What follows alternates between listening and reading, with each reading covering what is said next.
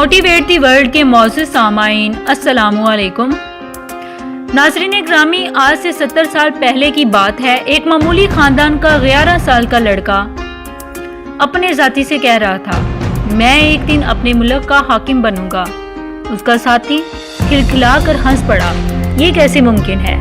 تم جماعت کے کمرے میں بھی سوتے رہتے ہو اور ایسا معلوم ہوتا ہے کہ جماعت کے کمرے کے باہر بھی تم خواب ہی دیکھتے رہتے ہو۔ نہیں، تم دیکھ لینا، ایک دن میں تمام اختیارات کا مالک ہوں گا۔ وقت گزرتا رہا، ہاتھ سے ظہور پذیر ہوتے رہے۔ وہ لڑکا اپنے مقصد کے لیے شب و روز کام کرتا رہا۔ اس میں دیوانوں کی سی جرأت تھی، وہ جان پر کھیل کر اپنے لیے راہ ہموار کرتا رہا۔ اور پھر ایک دن ایسا آیا جب وہ لڑکا جوان ہوا اور اپنی محنت سے ایک بہت بڑی سلطنت کا فرما روا بنا۔ کچھ لوگ کہتے ہیں کہ یہ تو اتفاقی حادثے ہیں جن کی بدولت کوئی گرتا ہے اور کوئی اٹھتا ہے، لیکن حقیقت اس کے بالکل الٹ ہے۔ زندگی کی تمام کامیابیاں اس امر سے منسلک ہیں کہ آپ کا نصب العین کیا ہے اور آپ اس کے لیے کتنی تگ و دو کرتے ہیں۔ یوں تو ہر انسان کے سامنے کوئی نہ کوئی نصب العین ہوتا ہے، لیکن زندگی کی عظمتیں اسے ملتی ہیں جس کا نصب العین عظیم، عرفہ اور جاندار ہوتا ہے۔ کبھی کبھار ہمارے ساتھ ایسا ہوتا ہے کہ ہم اپنے اصلی مقاصد سے ہٹ کر ان راہوں پر چل نکلتے ہیں جو ہمیں کہیں اور ہی پہنچا دیتی ہیں۔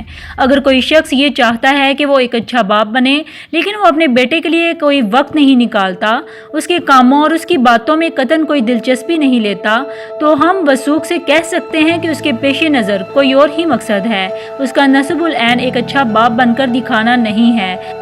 اگر ایک آدمی یہ دعویٰ کرے کہ اس کی زندگی کا مقصد ایک بہت عظیم مصنف بننا ہے اور وہ اپنا بیشتر وقت بیکار مشغلوں میں صرف کرتا رہے، تو یہ کیسے ممکن ہے کہ وہ اپنے نصب العین کے اصول میں کامیاب ہو جائے گا؟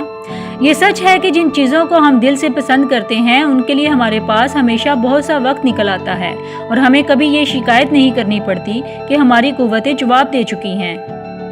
خواتین و حضرات، جب آپ کا شعور اور لاشعور باہمی کشمکش میں مبتلا ہو جاتے ہیں تو آپ جلد تھک جاتے ہیں۔ اپنی قوت کو دانشمندی سے استعمال کرنے کے لیے اپنی شعوری اور لاشعوری مقاصد کے درمیان ہم آہنگی پیدا کرنا سب سے زیادہ ضروری ہے۔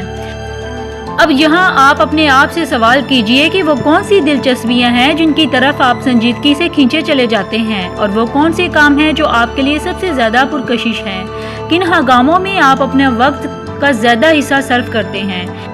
خواتین و حضرات، ہمیں چاہیے کہ اپنے نصب العین کے لیے تڑپ پیدا کریں۔ جب تک آپ اپنے مقصد کے لیے دیوانی نہیں ہوں گے، سمجھ لیجئے آپ کی خواہش بالکل بے جاندار ارادے کی طرح ہے جو کسی وقت بھی شک و شبے کی آندھیوں میں دب سکتی ہے۔ اگر آپ اپنے وقت کا بیشتر حصہ اپنے مقصد حیات کی خواہش کو استوار کرنے میں صرف نہیں کرتے تو آپ یقیناً کامیاب نہیں ہوں گے۔ اپنے نصب العین کے لیے کام کرتے رہیے اور خدا سے اپنی کامیابی کے لیے دعا کرتے رہیں۔ دعا سے آپ کو ذہنی اور قلبی طمانینت اور سکون حاصل ہوگا۔ دراصل یہی احساس کہ آپ کسی ایسے کام کے لیے جدوجہد کر رہے ہیں جس سے خدا خوش ہوتا ہے، آپ کی صلاحیتوں اور قوتوں کو مہمیز لگاتا رہے گا۔ گھٹیا قسم کے مقاصد بھی اگرچہ لوگوں سے حیرت انگیز کام کروا ہی لیتے ہیں، لیکن قلب و ضمیر کے کسی نہ کسی گوشے میں ایک خلش موجود رہتی ہے، اور یہ خلش آپ کی قوتوں کو آہستہ آہستہ دیمک کی طرح چاٹ جاتی ہے۔